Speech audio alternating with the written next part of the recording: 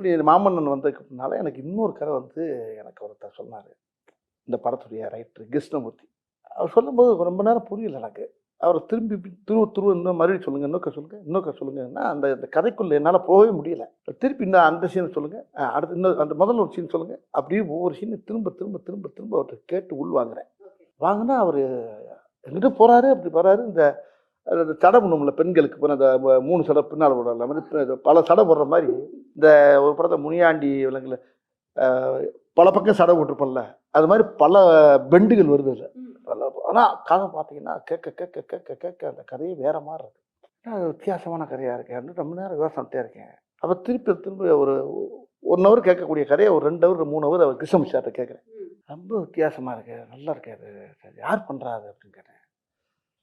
Chowdhury sir super குட்லேருந்து பண்ணுறாங்க sir அப்படிங்கும்போது, அப்போ அந்த கதையை இப்போ இந்த கதைக்கு நான் பேசிட்டு இருக்கும்போது வேற இதில் யார் இன்னொரு ஆள் யார் அப்படின்னு கேட்குறேன். கேட்குறப்ப அவர் என்ன சொல்ல மாட்டேங்கிறார். இல்லை சார் கொஞ்சம் 2 3 நாளில் உங்களுக்கு அந்த சஸ்பென்ஸ் வந்துடும் அப்படின்னாரு.